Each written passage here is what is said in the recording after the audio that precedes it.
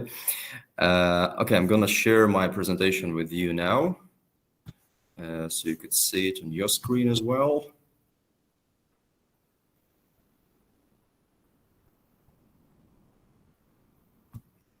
Okay. Right, just I can't see a video thumbnails, but I could see my screen myself. Could you see it? Could you see the first slide? Yes, we can see the first slide. All right, so that's brilliant, thanks. Okay, now I'll try to launch slideshow to see how it will work out. Okay, so from beginning. Great, okay.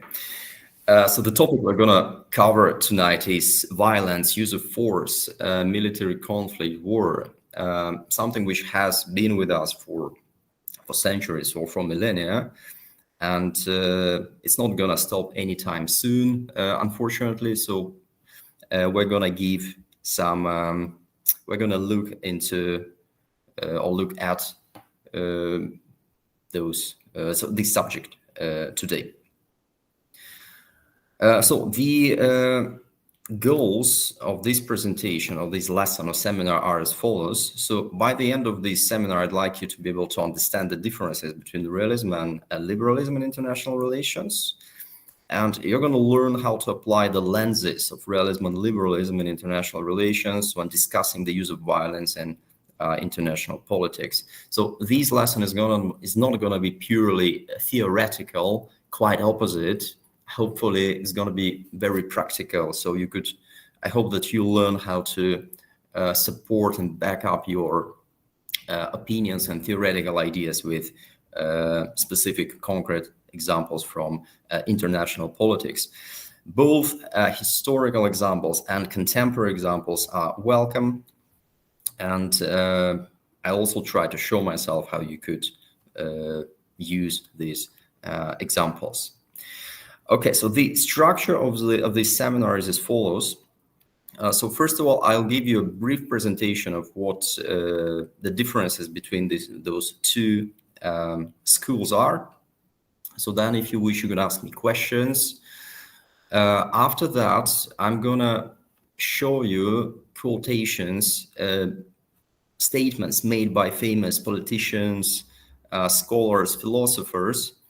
And every time your task will be to decide whether this particular statement belongs to the school of liberalism or realism. I hope that you will use a chat window to share your answers. And your task will be also to explain why a particular statement is liberal or realist after you have submitted your answer. I believe that I've got between 15 and 20 quotations or statements like that.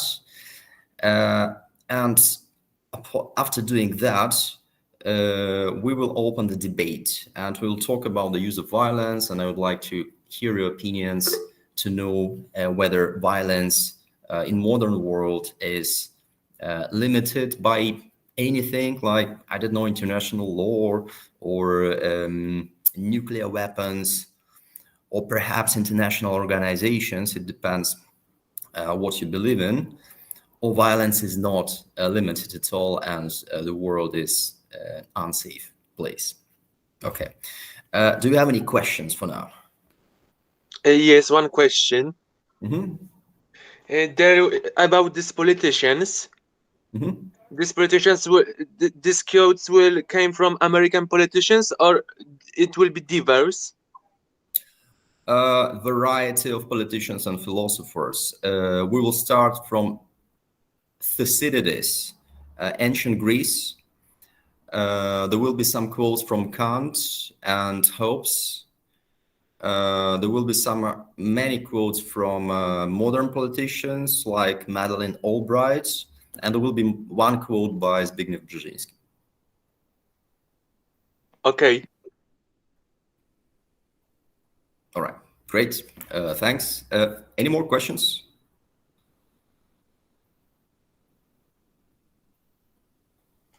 No questions. Okay, so let us get going. Okay, I hope that you still could see my screen, because I can't see your video thumbnails, but I could see my presentation. Right. Okay. Good. Okay, so here are some differences between both schools, realism and liberalism.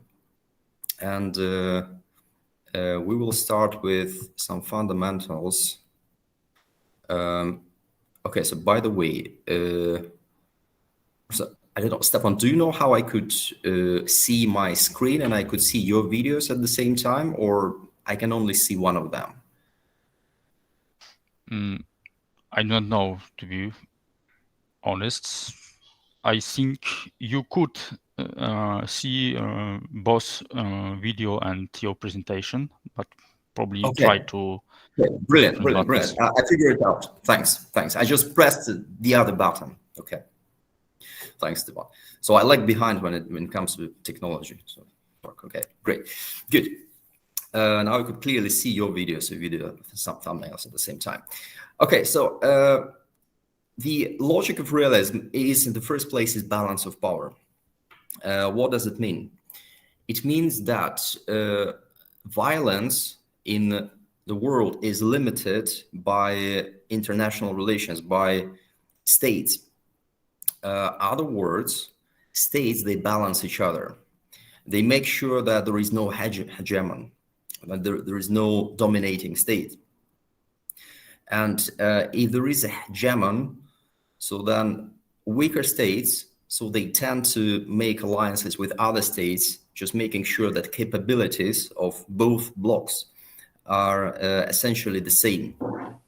And this is the reason how, this is the way how peace is kept. Because if no one is strong enough to attack another, so then there is no war, there is peace. Because in that case, countries, they don't have enough capabilities to invade other countries. Or at the same time, other countries, they have enough capabilities to withstand an attack, which could be launched by another state. So basically what countries do, so they balance each other. So this is what happens in international relations. When it comes to liberalism, in case of liberalism, peace is not achieved by countries balancing, but it is achieved by regimes, political regimes of those particular states. For example, we know that democratic countries, they do not fight each other. So they do not make wars against each other. So this is what liberals believe in. So their remedy or their recipe for international peace is just to make sure that our world is democratic, so that all countries are democratic. Because whereas liberal democracies do not fight each other, so they fight non-democratic or undemocratic countries. So making sure that there is no war, so the rest of the countries, they need to become democratic. So this is the reason why liberalism is quite activist. So liberal democracies, for example, the United States of America, they would like to democratize the rest of the world, because it's a matter of security for the United States of America, and it's a matter of national interest. Whereas for realists, they would stay away from forceful democratization, because for them, this forceful democratization, it's a use of force. So this is what war is. And instead, so they believe that countries, they just grow their capabilities, but because of that, they do not fight each other. When it comes to history, realism is as old as international relations. So the first record of realist statement belongs to Thucydides, which is the 5th century before Christ. And essentially, realist school has been alive, has been active, has been valid, has been around for over 2,000 years with us. So because realists, they focus on what international relations are. Liberals, they're rather idealists because they would like to build a new world. So they would like to improve this world. And this is the reason why, and the reason for that is liberalism emerged together with the Enlightenment. And if you remember that Enlightenment promoted modernism or modernization. So scholars of Enlightenment and philosophers, they believed in progress. So they thought that the world could become better. So the world could become more rational, more enlightened. So this is the reason why liberals, they would like to enlighten other countries, like undemocratic countries. So those countries and peoples who are enlightened and who value peace, they will never make war. Realists, they don't believe in progress. So for liberals, progress is something what is essential. So this is the reason why they're also idealists. They would like to see a better world. Realists, they do not want to see a better world because they know that the world hasn't changed since Thucydides. So the world has been the same.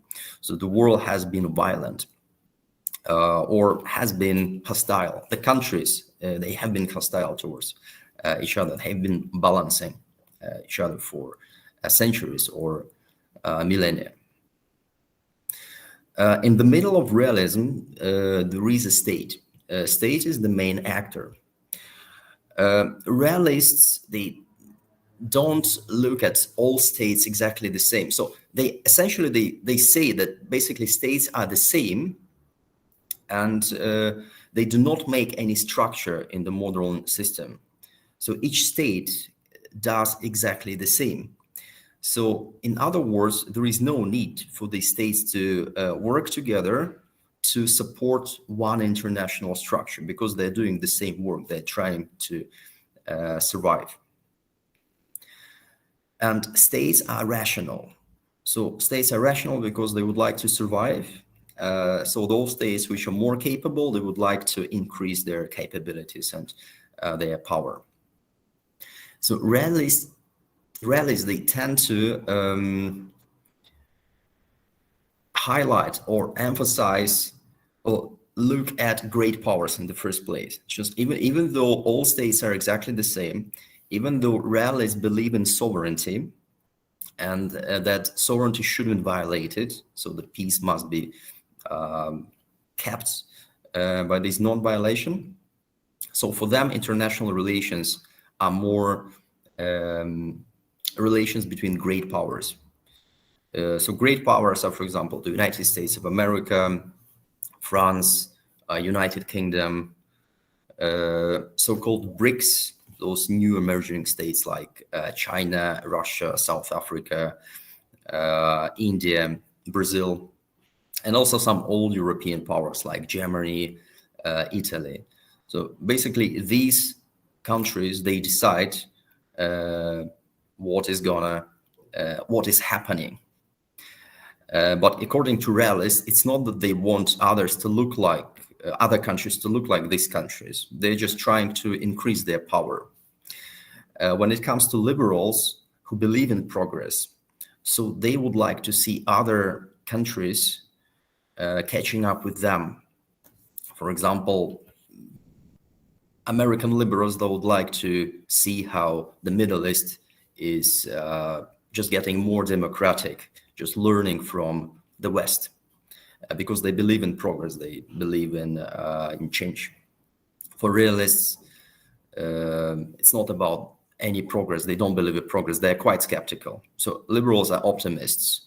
Realists are pessimists. They just believe in power. It's all about power and survival. Another interesting difference between realism and liberalism is that according to realists, our international society is unruly. There is no superior authority which countries report to.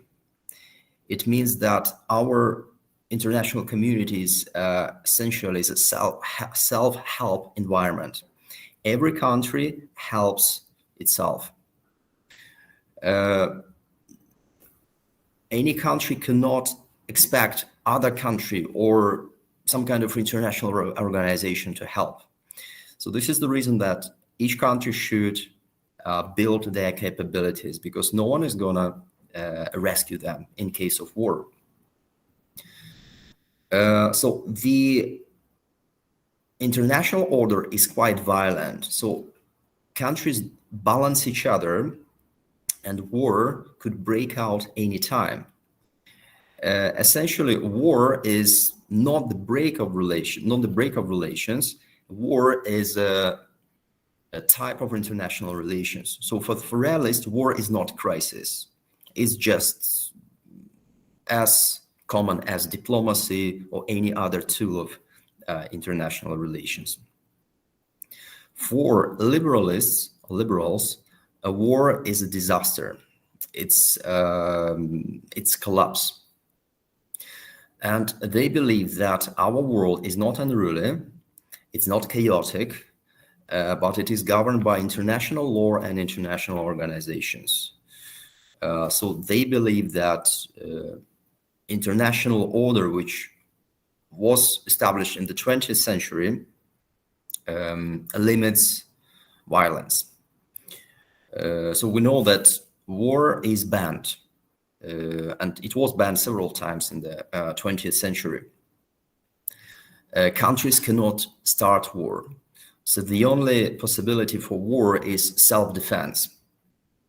There are no other ways to start war. But liberals, what they believe in is that the only possible way to start war is actually to protect other liberals who live abroad. So in this case, it's a just cause for war. For example, if women in Iraq or women in Afghanistan, they suffer from autocratic regimes there. So the war could just be launched actually to rescue so these women, because they have some liberal rights, and those liberal rights are violated by autocratic regimes, I don't know, Taliban or Saddam Hussein 20 years ago. According to liberals, international organizations, they make a lot of sense, and so they are strong, because what realists think is that international organizations, they are nothing. So basically, international organizations, they are just great powers, and whatever great powers decide, an international organization is going to decree. So this is what they believe in. What are the goals for realists and liberals? For realists who believe that sovereign states are major actors, the main goal is survival of the state. Survival, security, or power. So there are different types of realists: defensive realists, offensive realists. Defensive realists, they believe in defense, that countries, they should grow their capabilities to survive or to stay secure. Offensive realists say that great powers, strong countries, they would like to increase their power, and in that case they could actually attack others or grow their capabilities. So in this case they're more offensive. Liberals believe in something totally different. Whereas for realists, the top actor is state. For liberals, it's individual and individual rights. Individuals, according to liberals, are enlightened. So they have their individual goals, and these individual goals are prosperity and self-preservation. War is not a goal of liberals. Instead, they believe in in wealth. So for them, war is something barbaric, in other words. So, and instead, so they believe in so-called interdependence. Interdependence is what our globalization, the modern globalization, offers. It's like free market possibilities. Instead of making war, countries engage in economic relations. And so they establish multinational corporations abroad, ensuring the flow of capital, people, finance. And this is what liberals believe in instead of war. So for them, war is a collapse of that system. Realists, they don't believe in individuals. So what Machiavelli used to say, that individuals are wicked, so very selfish. So if they see an opportunity, so they will take this opportunity to screw another person. So this is basically what states do. If they see that another state is weaker, they wouldn't shy away from the attack. So for realists, international relations are a zero-sum game between countries. So that means that if a country, one country grows its capabilities, the other country loses. Okay, so we can take an example from your region you specialize in. So for example, I think that for Russia, if nearby countries, they join NATO, so for them it's a zero-sum game. So they think that actually, so this is bad for them because their security is jeopardized. Whereas for the NATO, it doesn't necessarily mean that so Russia is going to be curbed, but it could mean that actually those countries who joined NATO, so they improve their international status. Because for liberals, everyone starts as, I don't know, poor and struggling, but they could do much better and without taking advantage of others. So this is what liberals believe in. So for them, there is no zero-sum game, but there is negative, positive-sum game. So if there is a war, it's crisis. But if countries cooperate, so they could overcome this crisis. Okay, just I hope that I've been clear enough to introduce both schools. Now, if you have any questions, so feel free to ask them.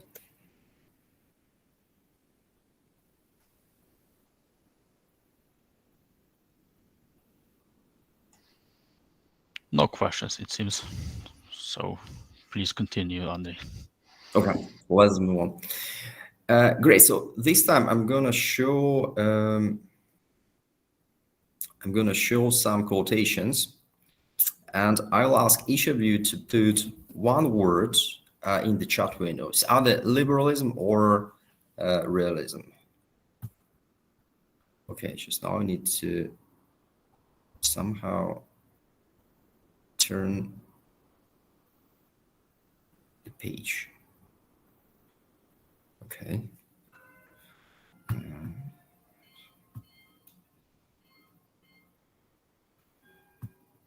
Okay, I'm gonna share it again, I think. No.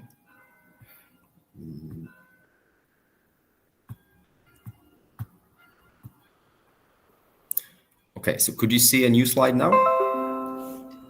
Yes. All right, so that's great. So here comes the first statement made by Kant a long time ago in 1795. So please read this quotation and put either liberalism or realism, depending on what you believe Kant, or who you believe Kant was.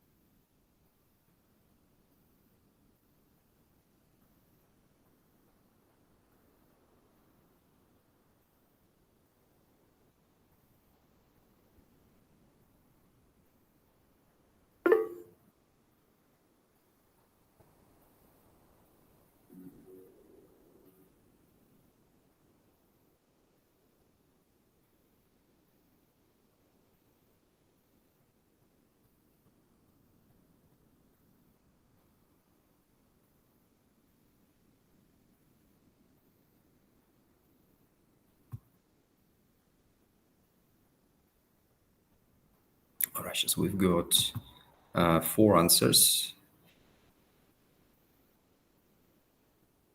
Even more now.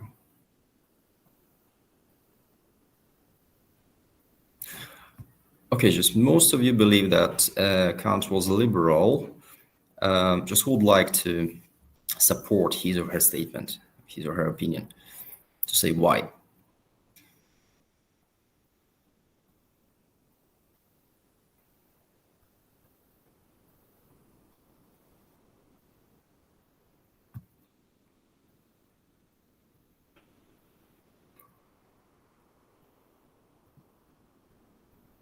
Right, okay, so yeah, I'd say that actually there's a saying about the state as the main actor, but a republican state. So a republican state is something where those liberal rights are something very, very important. And it also says about, it is also about making a war unprofitable. So yeah, it just doesn't seem to be something connected with the balance of power. It's making, it is more connected to just making the war not unwinnable, but unprofitable. Yeah. Brilliant. Thanks. Opinion. Thanks, Marcin. Very good. Yes. Anyone else? We've got one realism by Adam. Adam, why did you choose realism? Frankly, when I think about it right now, I cannot find any reason to choose realism. I have no idea why I made this choice. I think I got it all mixed up for a minute there. Okay. All right. Okay. Thanks. Anyone else? Because we've got liberalism, everyone. Does anyone want to support his or her opinion?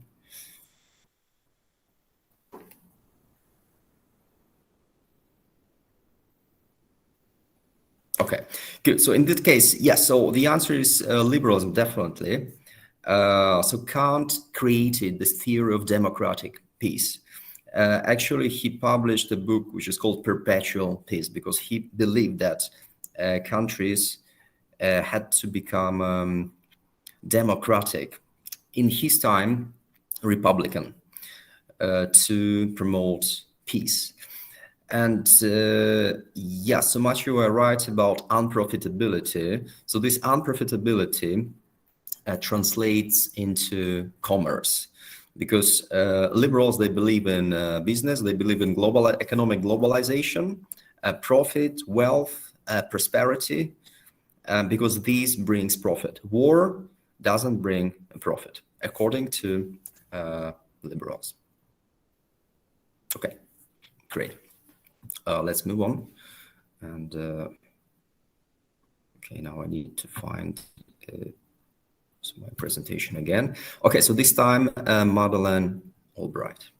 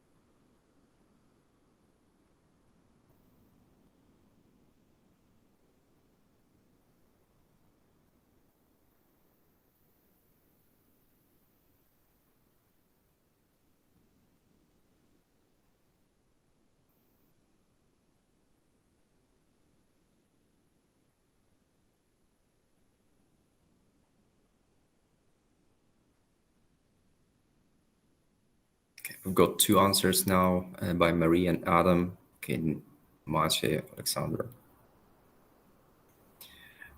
Great. Again, so we've got a lot of liberalism and two realism answers.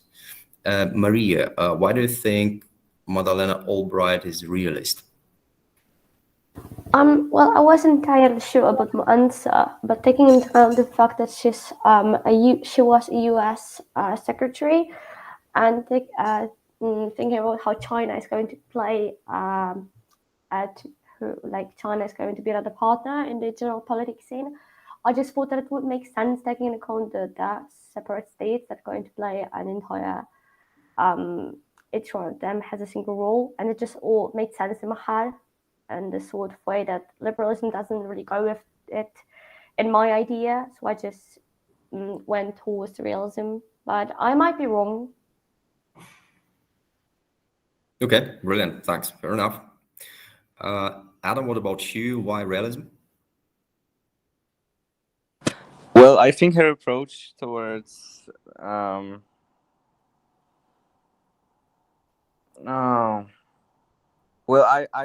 I would say that she was certainly not a liberal.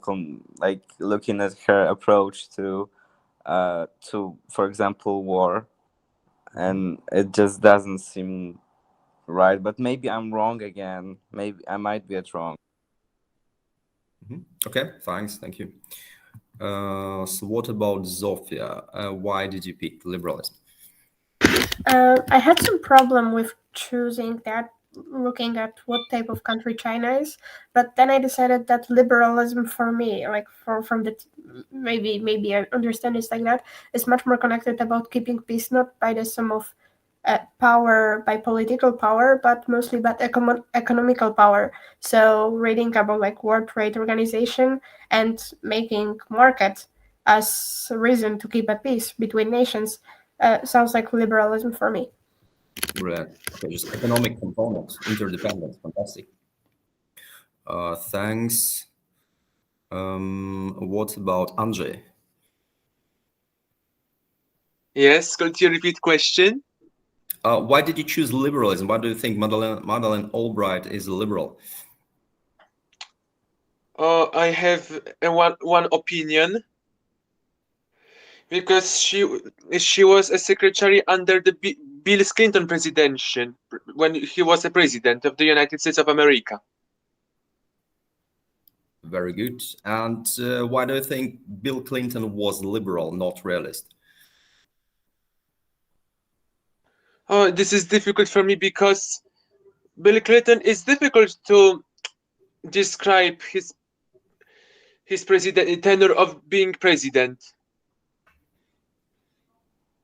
Okay, so she just seems to be liberal. Good, good. Martina, what about you? Because you chose liberalism as well. I very much thought the same as Sofia. I guess that the focus and the World Trade Organization and the focus on trade is something that I should follow here. Okay, thanks. Thank you. Alexandra?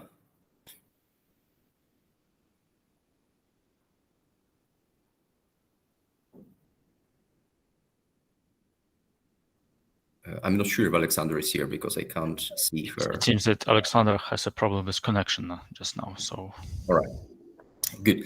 So, by the way, Stepan, Mr. Ivanyk, so why did you choose liberalism? It seems to me that the role of international organizations is stressed strongly in this quotation. That's why I chose liberalism. Yeah, which is a very good point. Brilliant, thanks. Actually, this is the point. So when you see international organization, so that is definitely liberal, because realists, they do not believe in World Trade Organizations or International Monetary Fund, anything like that. Because for them, the only actors are states, not international organizations. So in this case, what is happening is the democratization of China. Yes, Maciej, so go ahead. You raised your hand. Yeah, plus it's connected to soft power, right? Not to really the combat power, but making something connected to soft power as the economical organization, for example.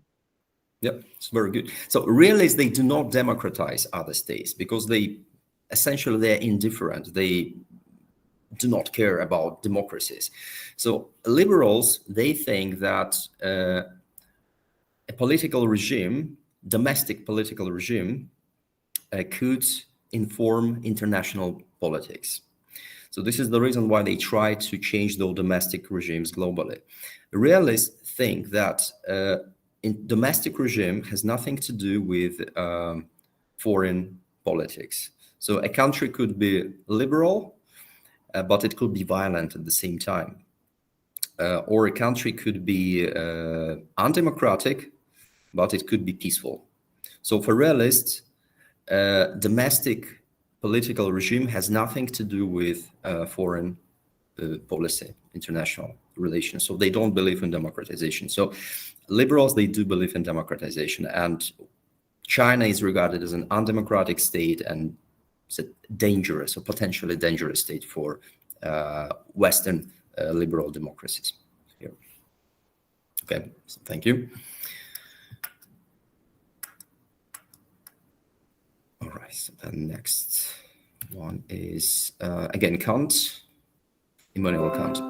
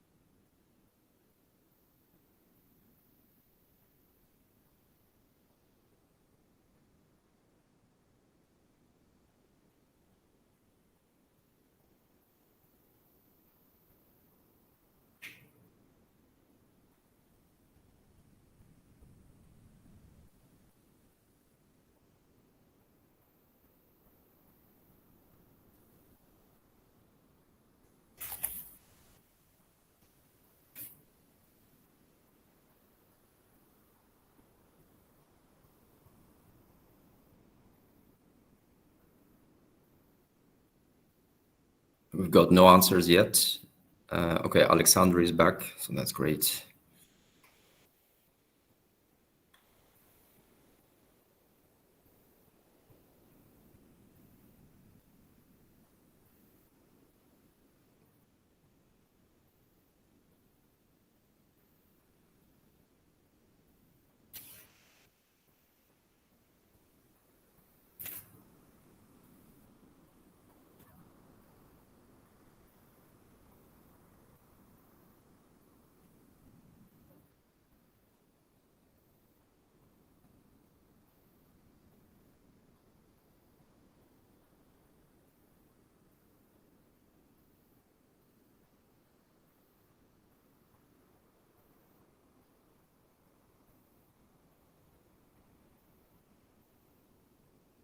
So it must be a hard one. So we've got one answer by Maciej, liberalism.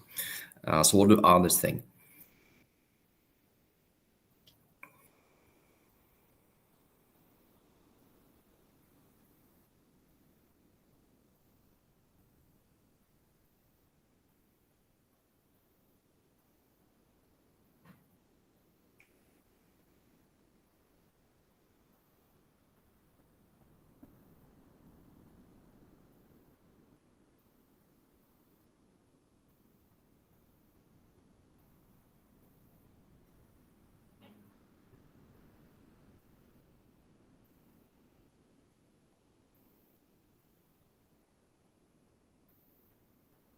All right, so we've got 4 answers.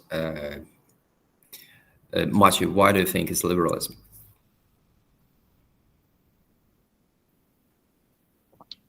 Yeah, so again, I'd say that it's about mainly the disadvantages of war and the huge role of society and citizens. Yep, I'd say that's. Plus, Kant was one of the most influential philosophers for the whole liberalism in international relations as a theory. So yeah, I'd say that it makes Brilliant. sense. Fantastic. Thank you. Zofia, what about you? Honestly, it was a really difficult one because I kind of couldn't find anything which would make me really sure about it.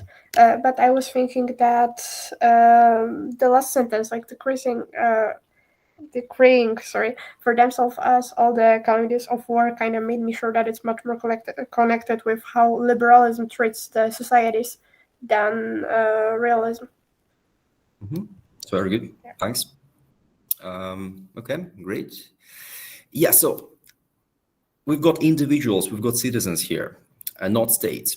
So this is definitely liberalism, because realists, they don't believe in citizens. They don't believe in individuals. For them, so they have this old school or old-fashioned absolutist model. So what they believe in is that a state represents all individuals collectively, all together, but does not necessarily guard their rights, but actually individuals, so state is much higher than individuals. For liberals, it's the other way around. Individuals, they decide on the foreign policy of their state, and what kind of state is going to go to war and protect the rights of their citizens. No, their citizens believe in peace. They don't believe in war. The only reason for war is to defend other nations struggling under undemocratic regimes. So definitely liberalism, and Matthew made a great point that Kant is liberal, was liberal. So absolutely. So he coined democratic peace theory. Okay, thanks. Good. Next one is Mearsheimer. He's a very famous scholar.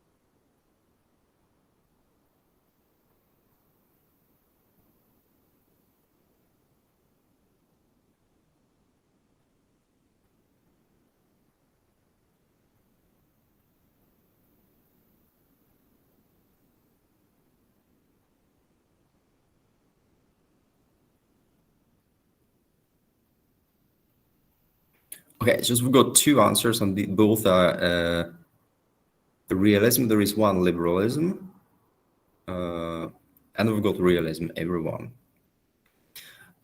Maria, why do you think it's realism? When you were introducing us to the two concepts, you showed us a little table, and there was a part of under realism that said survival and security and power, and I think exploiting the person is very strongly connected to survival. So in that sense, it really strongly spoke to me as realism. So that's what I came up with. Brilliant, thank you. Zofia, what about you?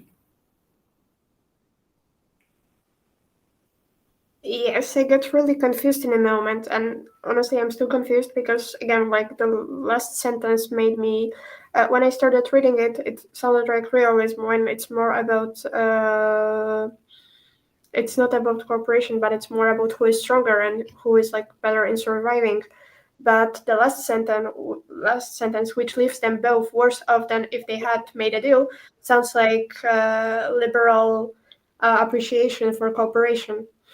So I'm honestly not sure, but I'm a little bit more thinking about realism again, but it gave me a little bit of, like, I'm not sure again.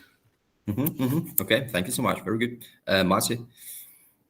Yeah, I'd say it refers to the realism for sure, but I'd say it's some sort of critic of realism, because saying that it leaves them both worse off than if they had made a deal, it's some sort of a critic, I'd say.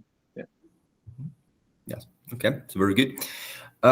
Yes, so Zofia, very nice point about survival. Yes, survival is all about realism. Yes, so this is realism. So the thing is that countries, they fear each other. So this is what realists believe in. So countries don't know what other countries are going to do next.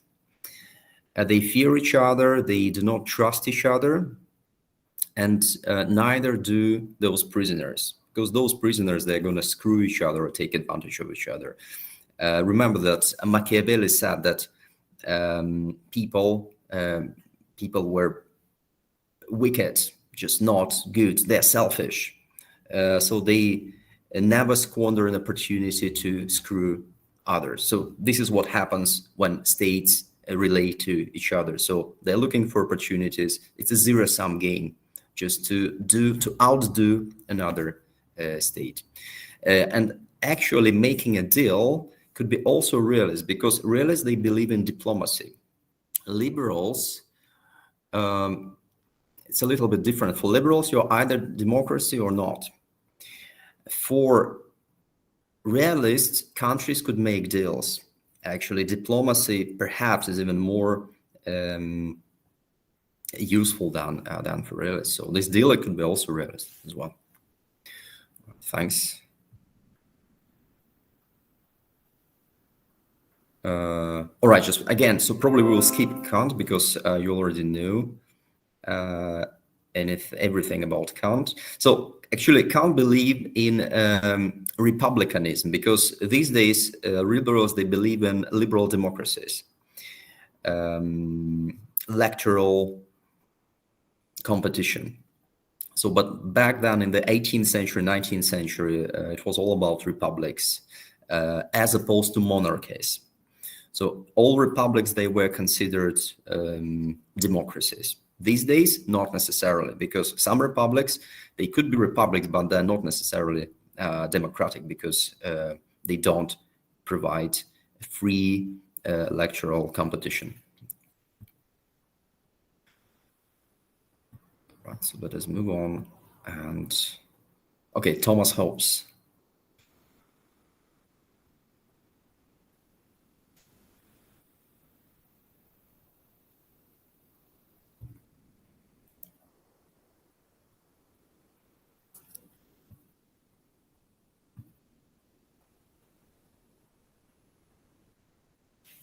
Number 6, perhaps.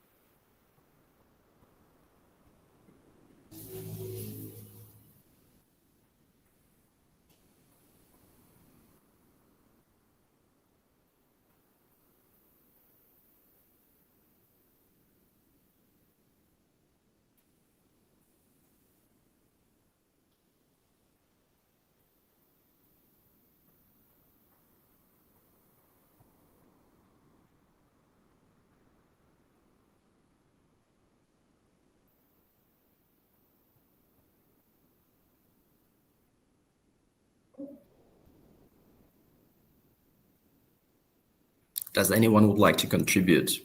So I can't see any answers yet.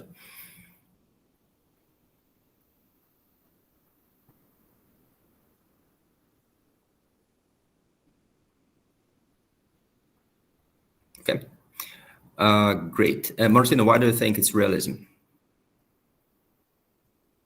Well, I feel like I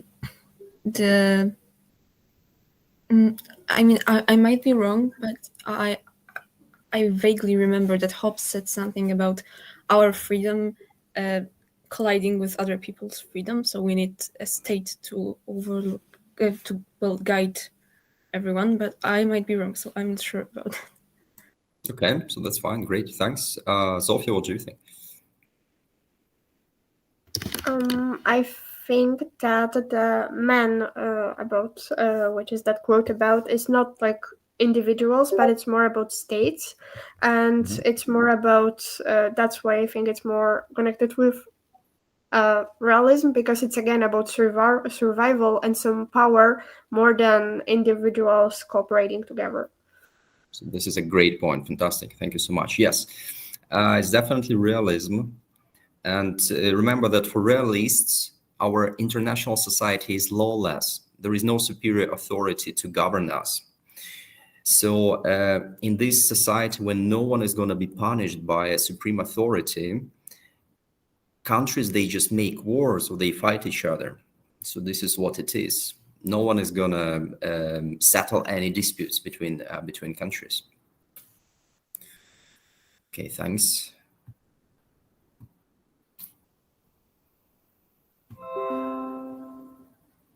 All right, so down we've got John Hertz. Okay, it's long text, but quite interesting.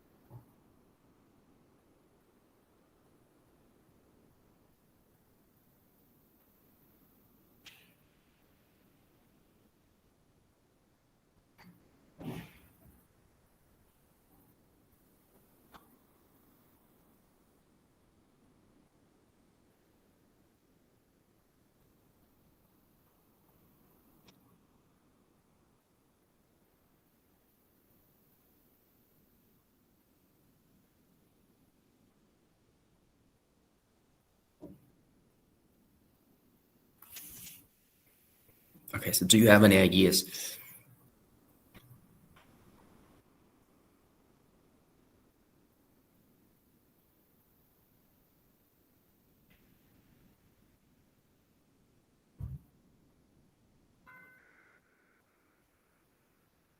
Great. Maciej, why do you think it's realism?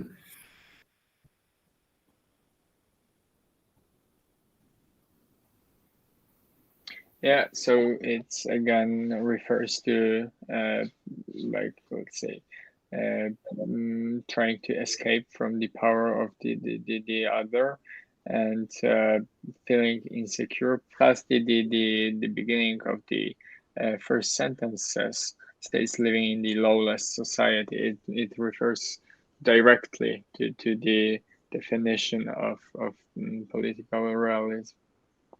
Brilliant. Okay, yes. This is a famous security dilemma. Realism has got prisoner's dilemma and security dilemma. Security dilemma is that countries they grow their capabilities, and if a particular country grows its capabilities, other countries, they should fear that particular trend, and they will be growing their capabilities in response, not knowing what is going to happen next, because we don't know what the intention of that country is. And what happens is arms race. So countries just they try to balance each other, and they grow their capabilities. Like, for example, the United States of America and the Soviet Union in the Cold War. These days, so I think that Stepan would agree with me that what is happening in Russia is that Russia is amassing its troops, And so the Ukraine needs to grow its capabilities because no one knows what's going to happen next. And for example, today, I think Spain, France, and Denmark, they sent their military support to Lithuania, Bulgaria, and Romania because the whole region could be in jeopardy because no one knows what is going to happen next, but the countries, they're balancing each other. Right. Okay, so I think that we just need to go through those statements quickly because I would like to talk to you.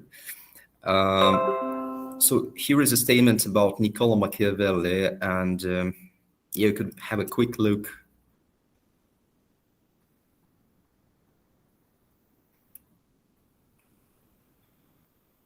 So all men are wicked, so men are selfish, so they will never squander an opportunity to take advantage of others. So it's realism. Then Kenneth Waltz. So the war is very common. It's actually what international relations are about. So in lawless society of states. So it's realism again. So there is nothing special about war. It's just the continuation of international relations. Thucydides, 5th century BC. If one is capable, so that person needs no international law to limit him or that state. So this is realism.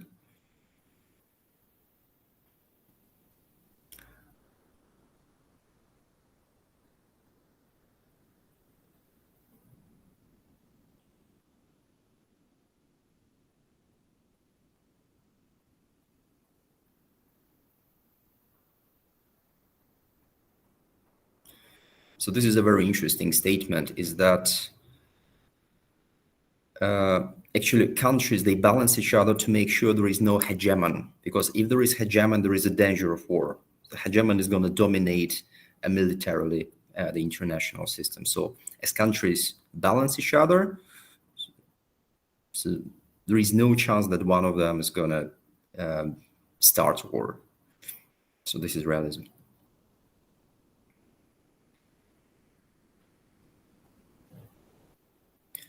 This is a classic example of lawless society and war as like an essential part, an essential trait of this society.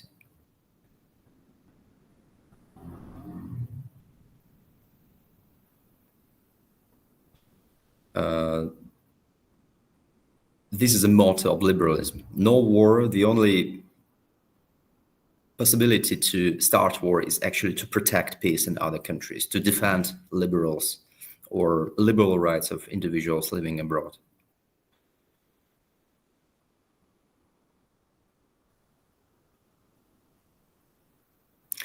Mir Sharma believes that the United States is a hegemon, so which is dangerous for international society, and this is the reason why war is still around us, because the United States has been fighting wars endlessly recently, because no one is gonna respond to the United States. So realists believe that actually the hegemony of the United States of America encourages war and violence.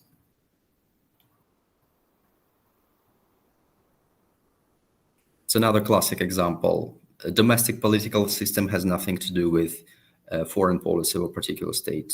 It's a realist point.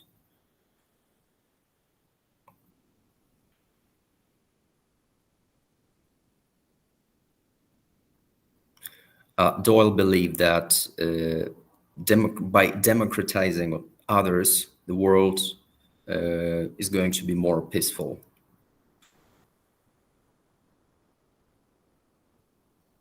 So it's liberal. Okay, just what do you think about Zbigniew Brzezinski? Was he liberal or realist, and why? If you wish, you could put your answer in the chat, or you can make a point in the discussion.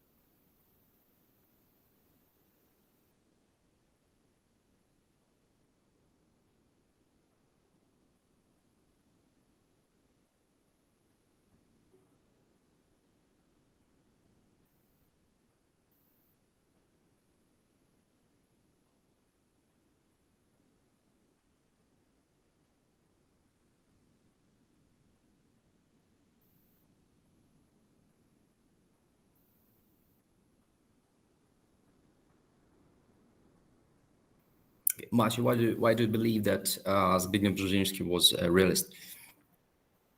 Okay, so mainly because he doesn't really care about liberal rights in Iraq, and he says that it was just not a major threat. Thus, Americans should not go there and should just not care about it. Yeah. It's very good. Thanks. What do others think?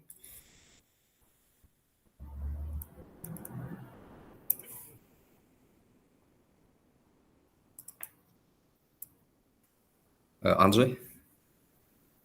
Yeah, I agree with Maciej. He represents realism because, as we know, he was a national security advisor to Jimmy Carter. And Brzezinski helped Jimmy Carter, for example, to repair relations with USSR and with China as well and other countries. He was looking for diverse solutions. Okay, great. Thanks. Thank you. He tried. Yeah, okay, that's all. Okay. Yes, this is definitely realism because for realists, there is no reason to start a war which does not jeopardize the security of, let us say, the United States of America. So Iraq is too far from the United States of America. No threat to security, no threat to the balance of power, global balance of power. So what for to engage so with Iraq, what for to attack Iraq. So this is realism. Liberals, they believe in democratization, and so that this democratization could make our world more peaceful and secure. All right, great. Now let us debate. And the question I'd like you to discuss tonight is violence effectively limited in contemporary international order? Feel free to make both contemporary and historical examples if you wish. Okay, so now the floor is yours, and we've got 20 minutes, a little bit more to discuss the topic. This time, feel free to express your opinions, think about war, violence, use of force these days. You can think about a region like, I don't know, Eastern Europe or the whole globe. Don't forget to support your opinions with examples. And if you can also support your opinions with either liberalism or realism.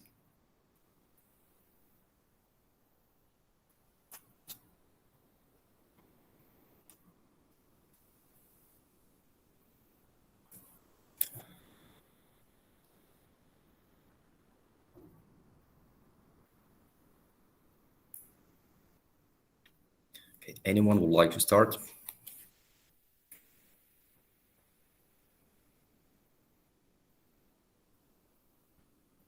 Okay, so Maciej, what do you think? Are we living in a peaceful world or a violent world, and why? Okay, so I'd start with making a point that we can see a great rise in the importance of the international organizations, and thus I think that we as an international community care much more about the liberal and the singular rights in every country of the world, and it is seenable in even if the narrative of today's political agendas, and we can see that, and even on the story of stories on Instagram of different celebrities sharing some information about Uyghurs genocides and that stuff. And thus I think that we live in a much more liberal internationally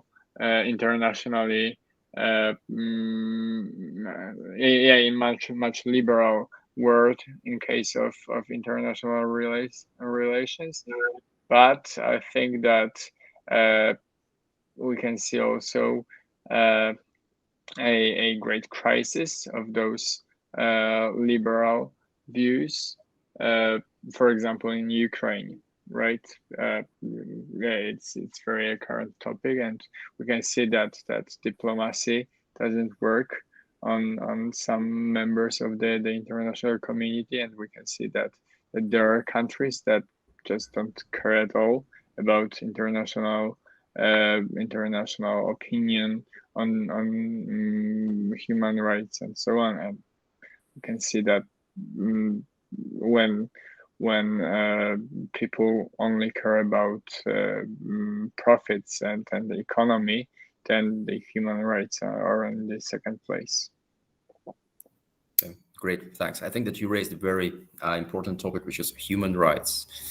Very good. So I would say that it's a great point, but realists, they could say that actually Western countries, Western liberal democracies, just trying to promote liberalism, they start wars like in the Middle East, and they just try to change such countries as Afghanistan, Iraq, Iran, perhaps Syria, making war and actually increasing violence. Maciej, what do you think about that?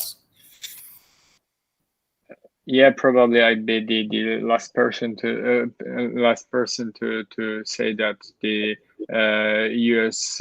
Troops in Iraq of the Gulf Wars was a good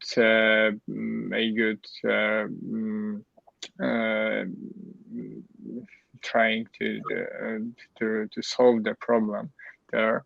And I think that another great point to make on this in this topic is that some of politicians use liberalism as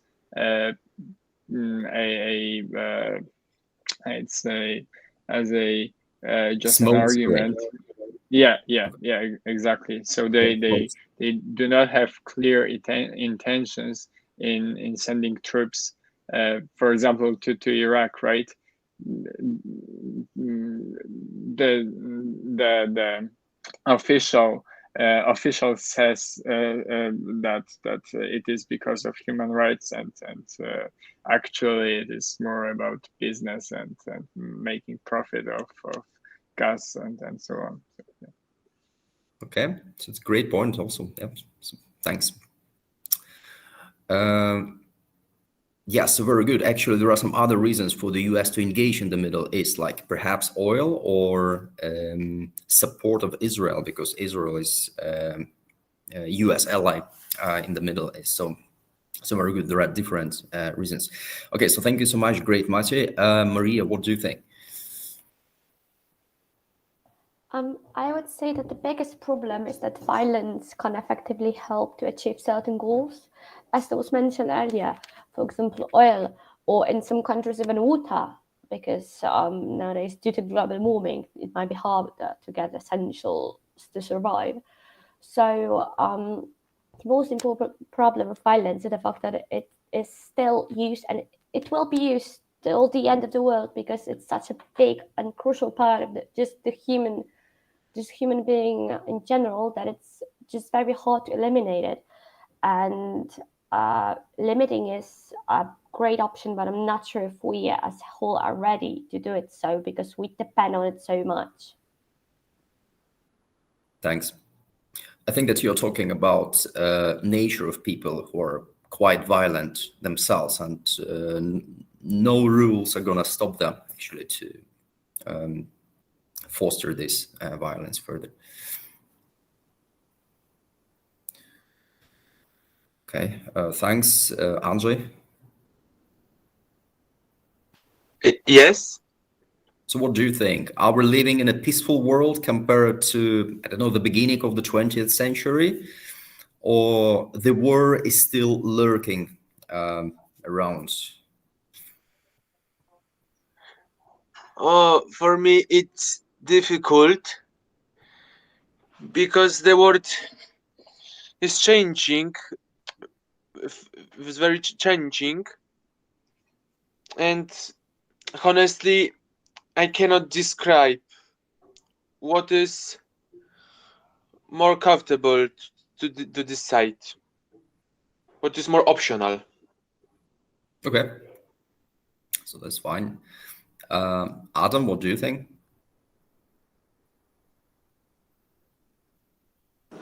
Well, I think we definitely do not live in a peaceful world. I think that possible war, maybe not called Third World War, but definitely something more massive is coming. That some minor conflicts around the world. I think if the world is sort of clenching the teeth for dozens of years, then I'm pretty sure it will escalate shortly. So for now, it just didn't escalate to the point where we can call it a war. But counting all of the conflicts, they are local, but they are just growing each day. I think it would be ridiculous to say that we live in a peaceful world, because we don't. Okay, great, thanks. I really like your points about limited wars or small wars, because this is essentially what has happened since 1945. Major powers, they never clashed. They never collided. But what happened, there were some proxy wars or wars far away from those major powers. So this is a change. Actually, it's one of those changes. So those wars they're no longer total wars like First World War, Second World War, but these are limited wars with limited goals. So very good. Thanks, Martina. Oh, I'm sorry, Maciej, you raised your hand. Yeah, you've talked about you've made a point about the total wars and the regional conflicts, and there is also a theory of proxy wars, and describing those regional crises or conflicts as just some sort of a play of those superpowers that do not have conflicts on their own territories, but instead they create conflicts on other territories, and thus they make those conflicts. Yeah. Fantastic. Could you give an example? Yeah, for example, Yemen, when we've got the coalition led by Saudi Arabia, which is supporting the government of Yemen, and Houthi, I guess this name of the rebellions group, supported by Iran, right? So this is also a big regional conflict with two big I wouldn't say superpowers, but two important countries in the region having not a direct war but a proxy war. Brilliant, fantastic. So actually you're supporting an argument put forward by realists, because what realists say is that a modern world is not necessarily global balance of power, but it's also regional balance of power.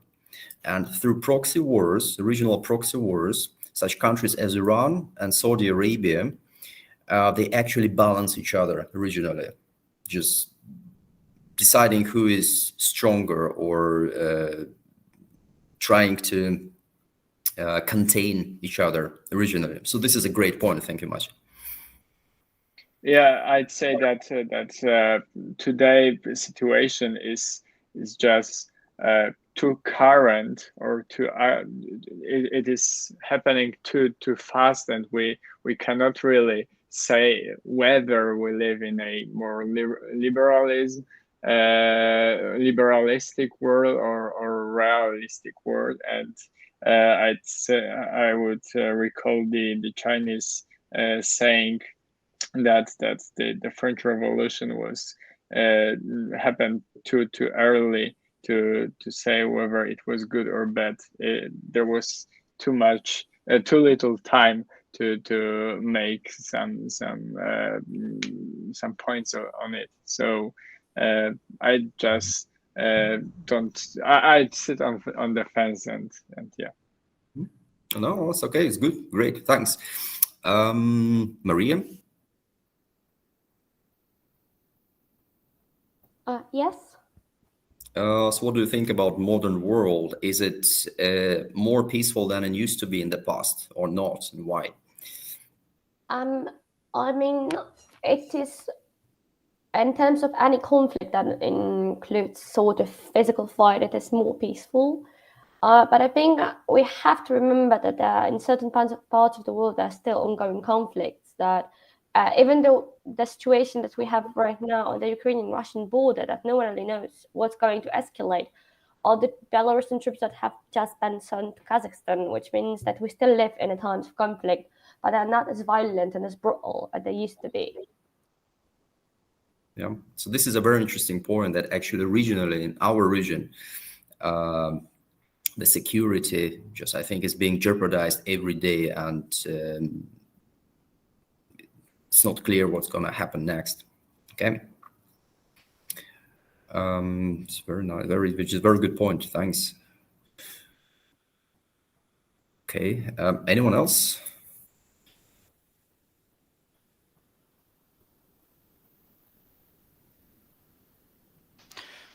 I just like to show you one book.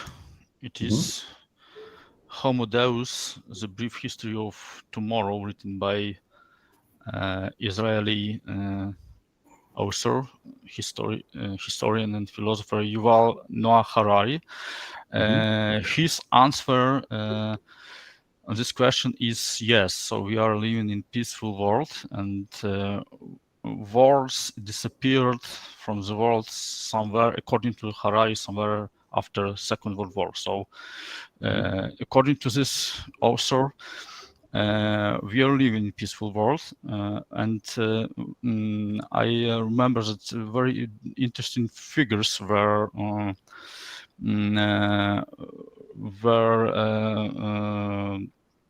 written by Harari. For example, in several years ago, somewhere about 100,000 people died in wars, and several times more people died in suicides or due to different illnesses. So these digitals are very very curious. Yeah. Okay. Yes. Just would like to recommend you this book if you have time to read it. Please. Please do it. Yeah. And thanks for your point. Yeah, so in this case, I think, yes, we're living in a more peaceful world in terms of numbers, because those total wars, they're not necessarily going to happen anytime soon. I don't know, what do you think about nuclear weapons? Because what realists say that nuclear weapons prevent countries from attacking each other. Do you believe in self-assured mutual destruction? Like, for example, North Korea is safe because apparently North Korea has got some nuclear weapons and no one is going to attack North Korea, no matter how undemocratic it is. Honestly, I'm kind of afraid of it because, of course, there are some countries who are more stable about their political choices. Like, for example, it's hard to say it, but for example, Russia or United States. But there are some countries who, unfortunately, has nuclear weapon and other weapons which might be really dangerous, but has some, let's say, problems in international politics. And I'm thinking, for example, about Pakistan and India. Those countries for me are really dangerous in modern world, and the war between them is really chaotic, and it's not really cooperating with modern idea of wars and diplomacy. So I wouldn't say I wouldn't say that I'm afraid of nuclear weapons in general, but I'm afraid of them in hands of nations whose conflicts looks in very chaotic and way, unpredictable way. All right, good. So I think that you're defending a liberal point, saying or stating that domestic politics affect international politics. Like if those countries are undemocratic, perhaps Pakistan, I think, in the first place, so then there is a danger of war, and of course the consequences could be overwhelming for all of us. Okay, thanks. Anyone else?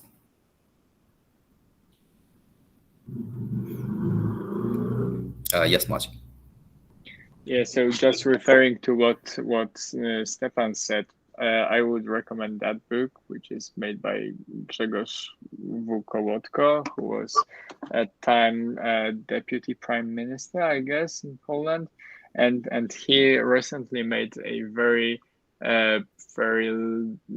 interesting interview in which he defended China for not breaking the human rights, but showing actually what development made the Chinese state as such, and showing that they overcame so many difficulties and so many like global problems, hunger, and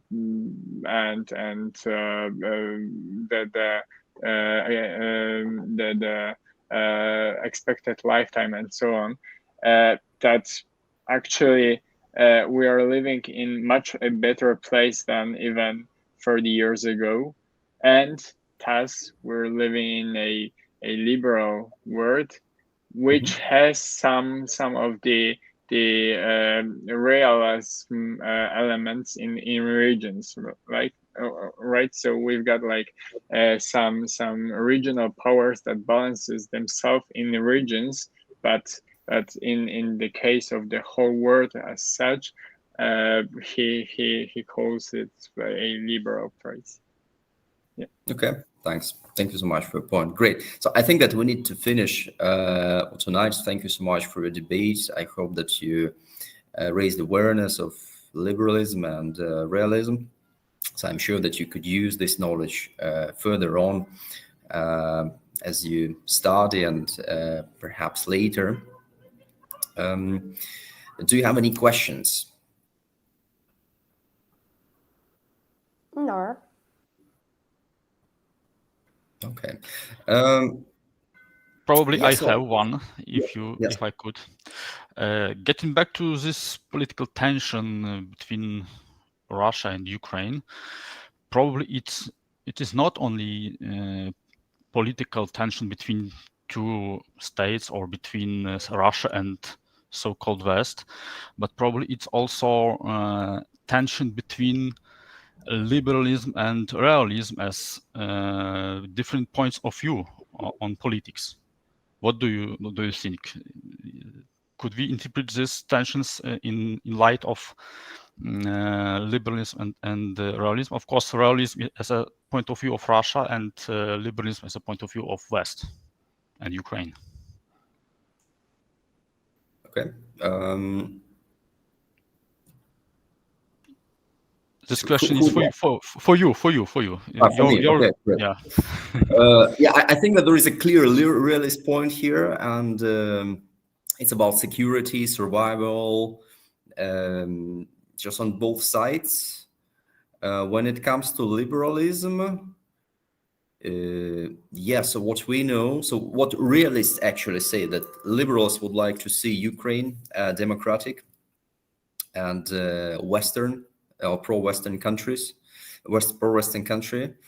And from that point of view, of course, liberals, they would support Ukraine, but I'm not sure about militant support. I'm not sure that we could talk about liberal intervention here. I mean, just Western countries supporting Ukraine. So this is what it looks for now. So basically, this part of Europe, like Eastern Europe, I think that most politicians, they think in realist terms, whereas Western societies, they have both schools And just these days, I think that when we talk about Biden, who, as opposed to Donald Trump, just he promotes alliances, cooperation. So he is liberal. So, and I think that from this perspective, we could say that, yes, there is a liberal component in this situation, but which one is going to work out in the first place? For now, I think it's realist. So, Stepan, what do you think? I could agree with you shortly. Okay, so what I know is that realists, they would be very critical of U.S. engagement in this part of the world because it has nothing to do with their security. I mean, the United States of America, and balance of power as well, because they also believe in spheres of influence. It's like China and South China Sea, Russia and near abroad. So realists would agree that whatever Russia does around these borders is permissible and US shouldn't engage. But this is realist view. So we also have liberal school, and they are much more active in terms of democratization and engagement on behalf of those countries who just try to become democratic or support democracies. Okay, thank you very much. Yeah, thanks. Good. So in this case, I think that we could wrap up. Thank you so much for your discussion today and your participation. So feel free to consult those readings, which I think, Stepan, you shared earlier. Yeah, I shared them. Yeah. So this is an interesting topic, and I would say it's an essential topic for international relations some these days.